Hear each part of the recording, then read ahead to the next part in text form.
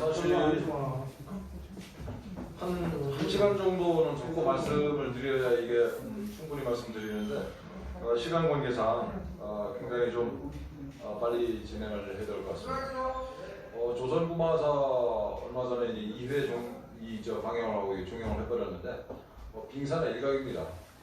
그 다음에 뭐 이 춘천을 비롯해서 뭐 포천 등지에 차이나타운을 만들고 있는데 빙산의 일각입니다.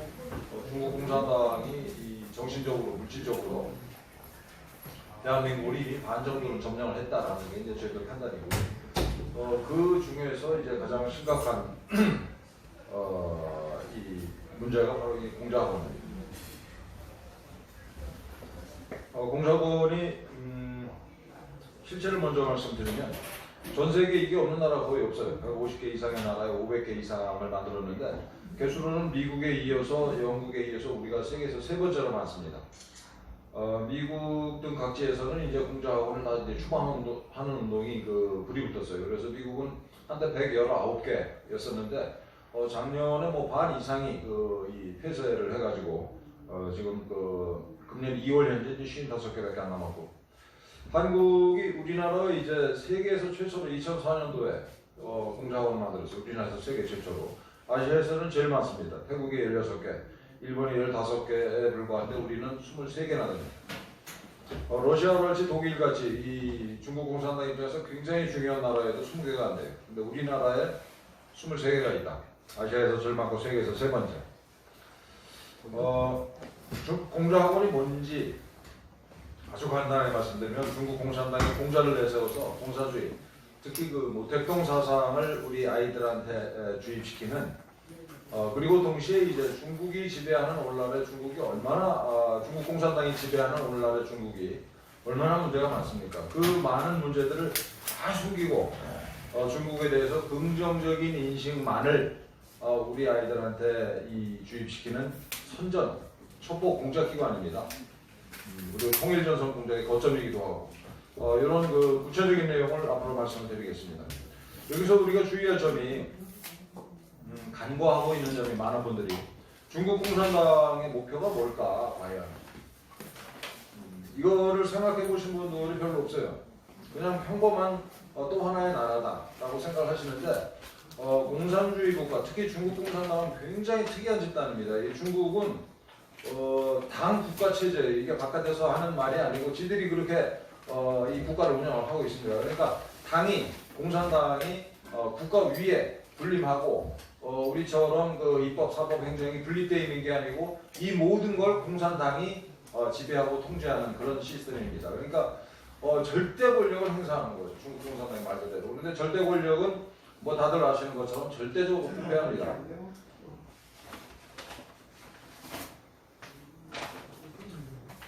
세계에서 제일 부패한 집단이다. 중국 공산당이. 이렇게 보셔도 될 것 같습니다. 그래서 중국 공산당 간부들 중에 가끔 이제 권력 투쟁에 패해서 이 부정부패상이 드러나는 뭐 이렇게 높은 관료들도 아니에요. 이제 지방 성 단위의 이게 서기, 시 단위의 서기 이런 애들 집만 털어도 금괴가 숱하게 발견이 되잖아요. 재산이 1조 원 이상씩 나오고 심지어 어떤 놈은 첩을 100명씩이나 건드리고. 그런데 이게 중국 공산당 일부의 이 현상이 아니고 중국 공산당에 만연해 있는 이제 현상인 거죠. 지금 시진핑을 비롯해서 소위 상무위원이 7명인데 시진핑을 비롯해서 말 그대로 각 상무위원들이 가지고 있는 재산이 최소한 1조 원이에요. 최소한 1조 원 드러난 것만. 그리고 자식들 전부 다 이게 미국에 캐나다에 호주 이런 데 유학 보내고 있고 마누라도 글로 보내놓고 있고. 그러니까 이게 중국 사람들이 중국 공산당 간부들의 직업은 반미인데 생활은 친미다 이런 얘기를 하는 거 아니겠어요? 아주 더럽게 썩은 집단입니다. 그러니까 얘들 입장에서는 목표가 뭐겠어요? 여러분이 중국 공산당 당원이고 더군다나 이제 고위 당원이다 그런 목표가 공산당 일당 독재 체제를 영원 무근으로 계속하는 거죠. 실제로 그렇습니다. 얘네들의 목표가 이거예요.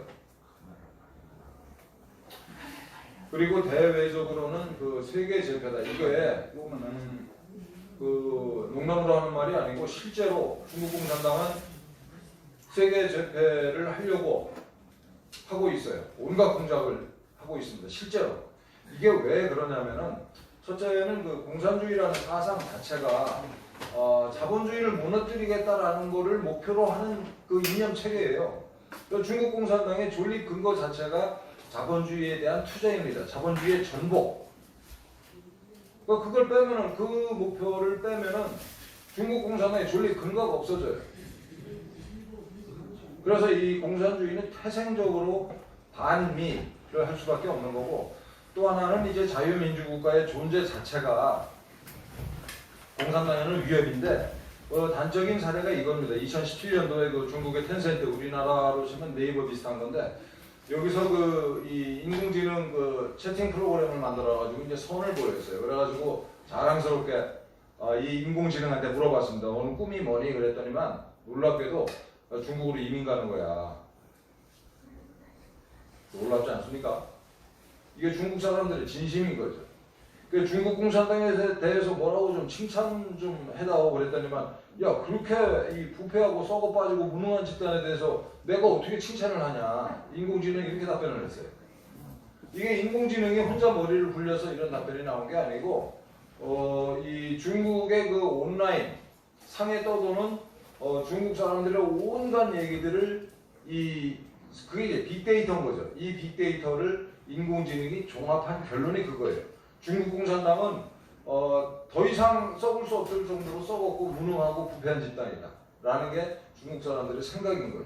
그러니까 중국 사람들의 꿈이 미국으로 이민 가는 거예요. 그러니까 미국을 비롯해서 자유민주주의 국가, 그것도 번영하는 자유민주주의 국가가 존재한다는 것 자체가 중국 공산당에게는 체제에 대한 위협인 거죠. 그러니까 반미 투쟁을 할 수밖에 없어요. 얘들은 논리적으로. 그럼 반미 이 투쟁을 하는데 작전이 있어야 될 거 아니에요? 작전. 그 작전을 말씀드리기 전에 여기 이제 이 슬라이드에 있는 이 말들은 저나 혹은 제3자가 한 말이 아니고 중국 공산당 고위층이 한 말이에요. 미국과의 전쟁은 불가피하다. 이게 얘들 생각이에요. 지금 하는 짓이 다 이제 이 생각에 맞춰져 있어요, 실제로. 뭐 온갖 도발들을 하고 있잖아요. 이 미국이라고 하는 정말 상상할 수 없는 초강대국한테 이게 군사적 도발을 자꾸 이제 하고 있어요. 계속 말씀드리겠습니다. 이 두 가지 측면에서 해석을 해야 되는데, 첫째는 공산주의의 이 존립 근거 자체가 반미 투쟁을 할 수밖에 없는 거고, 두 번째로는 시진핑을 중심으로 한 현재 그 중국 지도부가 굉장히 어리석은 놈들이다라는 거죠. 이게 소위 국수주의 이 희로봉에 빠져 있어요. 그러니까 이런 애들이 꼭 사고를 칩니다. 이게 세계사를 보면은 대표적으로 멍청한 짓을 한 놈이 지금은 죽은 이라크의 후세인이죠.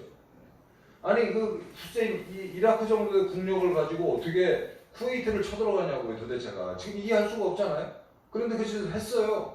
합니다. 세계사를 보면은 이런 정말 이해할 수 없는 멍청한 짓을 하는 놈들이 꼭 있어요. 좀 크게 보면 뭐 일본 군국주의랄지 뭐 이렇게 독일 나치즘이랄지 이런 것들이 다 그런 거죠. 그래서 이 미국과의 전쟁이 불가피하다라는 게 현재 중국 지도부의 확고부동한 생각입니다. 그래서 이건 뭐 인간의 의지로 움직일 수 없는 세계의 대결이다. 그러니까 반드시 일전을 치른다. 또 중요한 거는 전쟁은 먼 훗날 하는 게 아니고 지금 전쟁을 하고 있는 거고, 이걸 거치면 중화세기가 올 것이다. 중국 공산주의가 이 위험한 또 하나의 이유는 중국의 2500년 된 이 중화 사상, 중화 민족주의랑 공산주의가 결합이 돼 있어요. 그러니까 이게 이 국제 정세를 객관적으로 합리적으로 볼 수 있는 시각 자체가 없는 겁니다. 얘네들이 국뽕에 빠져가지고 굉장히 위험한 상태에 있어요. 그래서 저는 계속 말씀드리겠습니다만 미중 전쟁은 불가피하다.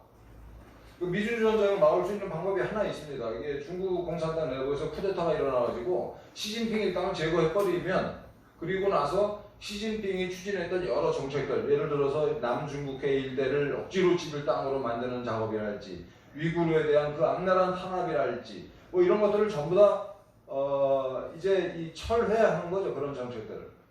그러면서 그렇게 되면 중국 공산당이 몰락의 길로 들어서는 건데, 중국이 선택할 수 있는 그런 둘 중에 하나예요. 그래서 지금 말씀드린 것처럼 서서히 몰락하느냐? 시진핑을 제거하고 나서 시진핑을 제거하지 않으면 미국과의 정면 충돌에 의해서 갑자기 몰락합니다. 인류가 굉장히 이제 격변을 겪을 수밖에 없다는 게 저희들 판단이에요. 그래서 저 유명한 투키디데스의 함정, 그러니까 기존 그 패권을 가지고 있는 나라가 있는데 이 패권에 도전하는 새로운 신흥 강국이 성장하면 둘이 전쟁을 할 수밖에 없다라는 게 투키디데스의 이제 함정인데 그 중국 애들이 이거 모르겠습니까? 얘들이 한 말이에요. 우리 투키디데스 함정을 피할 수 없다라는 게 중국 공산당 지도부의 생각입니다. 그래서 이 공산당과 평화적 공존은 불가능해요. 이건 왜냐하면 우리 자유민주주의 국가들이 반공 정책을 쓰기 때문이 아니고 공산당 스스로 옆에 자유민주 국가가 존재하는 것 자체가 체제에 대한 위협으로 느끼고 있어요. 그렇지 않겠습니까, 여러분들?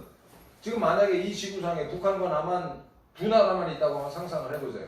그러니까 우리는 북한을 무력으로 침공해서 뭐 북한을 자유민주 국가로 만들겠다 이런 생각이 없잖아요. 평화 공존을 얘기하잖아요, 말 그대로 우리는. 근데 북한 입장에서는 우리의 존재 자체가 체제에 대한 위협인 거죠. 국민들이 굶어 죽고 맞아 죽고 이리저리 죽다 못해가지고 탈출하는 나라, 그게 북한이잖아요. 그게 공산주의. 어떻게 평화 공존이 가능하겠습니까? 우리가 뭘 어떻게 해서가 아니고 걔들 입장에서 불가능한 거예요. 평화적 공존, 뭐 오늘은 지금 문재인 정권이 계속 이 얘기를 하고 있는데 이거는 둘 중에 하나예요. 하나는 굉장히 어리석던 가, 두 번째는 간첩이죠. 중국이 그럼 미국이랑 전쟁을 해야 되는데 어떻게 싸울 거냐를 총정리한 그 개념이 초한전입니다. 그러니까 뭐 이 초나라 항우랑 뭐 한나라 유방의 전쟁이 아니고 한계를 초월한 전쟁, 한계가 없는 전쟁을 얘들이 초한전이라고 정명을 했어요. 이거는 그 1999년도에 인민해방군 그 문예출판사에서 출판한 책 제목이기도 한데 당시 그 중국군 장성 차오리안이랑 왕샹수리가 이제 이 공조를 한 책입니다. 이거는 이 둘이 창조한 책이라기보다는 2500년 전에 그 손자병법이라는 책이 이미 나오잖아요. 그때부터 그 중국의 그 이 소위 병가 사상이 차곡차곡 쌓여왔고 거기에 더해서 1917년에 그 러시아 혁명 이래로 각 나라에서 공산주의 운동이 벌어져서 일부는 성공하고 일부는 실패하고 그랬습니다. 그래서 100여 년, 지금부터 한 100여 년 동안 쌓인 각국의 공산주의 운동사로부터 얘들이 이제 중국 공산당이 교훈을 도출해냈죠. 그래서 2500년 동안 쌓여온 얘네들의 이런 병법 사상 플러스 이 지난 100년 동안의 공산주의 운동사로부터 얻은 교훈, 이 두 개를 결합을 해서 만들어낸 단어가 초한전이에요. 초한전은 오늘 사실 여러분들이 뭐 제가 드린 말씀을 다 잊어버려도 좋은데 이 초한전이라는 단어만큼은 꼭 기억을 하셔야 된다 이렇게 생각합니다. 얘들 생각은 뭐냐면은 전쟁터가 따로 있는 게 아니고 모든 분야가 전쟁터예요. 그러니까 중국인이 존재하는 모든 그 영역이 전쟁터인 겁니다. 예를 들어서 군사는 물론이고 정치, 외교, 경제, 금융, 과학기술, 교육, 언론, 정보, 사이버 이 모든 데가 이게 사이버까지 우주까지 해서 다 전쟁터인 겁니다. 중국 애들 생각 속에서는. 그리고 이 전쟁을 향해서 우리가 가고 있는 게 아니고 지금 전쟁 중이다 라는 게 초한전의 개념이에요. 얘들은 지금 전쟁하는 마음으로 매사에 임하고 있는 거예요. 그리고 또 이게 전사가 이 군인이 따로 있는 게 아니고 온 국민이 군인이다라는 게 얘들 생각인 거예요. 그래서 우리나라에 와 있는 예를 들어서 뭐 요양원에 가 있는 아줌마들이랄지 뭐 이렇게 노가다 하는 그 이게 중국인 노무자들 다 전사들입니다, 여러분들. 걔들 한 달에 한 번씩 모여가지고 정보 보고를 해야 돼요. 지령을 받고. 그리고 이 교회에 나오는 조선족들 있잖아요. 그 교회에서 중국에 어디로 이 선교사를 파견하는지 정보를 입수해서 보고합니다. 이게 중국인들이 있잖아요. 전원이 전투요원이에요. 중국에는 민간인이 없습니다. 참고로 여러분. 중국에는 민간인이 없어요. 이 국민, 중국 공산당의 이 지령과 통제를 받는 국민만 있을 뿐이지 민간인은 없어요. 민간 기업이 있겠습니까? 중국에? 민간 기업 없습니다. 우리가 중국 기업이랑 거래할 때는 중국 공산당이랑 거래하는 거다라고 생각하셔야 되는 거예요. 사실이 그렇고. 중국에서 돈을 벌었다. 누가 허락을 해서 돈을 벌었을까요? 중국 공산당이 허락을 했기 때문에 돈을 버는 거예요. 그래서 돈을 엄청 번 기업이 우리나라에 저 가구 만드는 한샘이잖아요. 한샘이 돈을 엄청 벌어가지고 한 4천억 원 가량을 국내에서 기부를 해서 뭘 만들었습니까? 여시제를 만들었잖아요. 여시 들어보셨어요? 네. 그래요? 여시제가 살벌한 조직인데, 그럼 그 4천억 원이 한샘 회장이 자기 생각으로 이렇게 기부를 한 걸까요? 여러분 생각 어떠세요? 기사가 만들어서 그렇게 생각해요. 중국 공산당 돈이죠. 저는 그렇게 생각합니다. 다른 설명이 불가능해요. 중국에서 돈을 벌었다. 중국 공산당이 허용을 했기 때문에 돈을 번 거예요. 마윈 있지 않습니까? 알리바바의 마윈. 중국 공산당이 너 재산 내놔 그러니까 하루아침에 마윈이 뭐라고 그랬습니까? 나는 원래 꿈이 중학교 선생하는 거여서 그러고 물러났잖아요. 재산 내놓고. 그게 중국이에요. 그래서 이 초안전의 이 대표적인 전술이 통일전선 전술이라는 겁니다. 우리가 참 통일전선 전술 그러면 우리 조금 생소하신가요? 통일전선 전술. 많이 들어봤죠? 저희가 세대. 예, 이 통일전선 전술은 뭐 간단하게 말씀드리면 뭐냐면은 주적이 있는데 그 주적을 제외한 나머지 세력들을 다 포섭을 해가지고 주적을 타격해야 된다라는 게 이제 통일전선 전술이에요. 그러면은 통일전선 전술은 언제 쓰냐? 이걸 쓰는 특정한 시기가 있는 게 아니고 중국 공산당이 평소에 하는 게 다 통일전선 전술이에요. 그 걔들 생각으로 미국을 무너뜨리고 세계를 정복할 때까지 평소에 쓰는 게 이 통일전선 전술입니다. 이 통일전선 전술은 그 모택동이 중국의 3대 법보 중에 하나라고 얘기를 했어요. 중국 공산당 자체, 인민해방군, 그리고 통일전선 전술이에요. 통일전선 전술을 중국 공산당이 얼마나 중요시하는지 우리가 꼭 알고 있어요.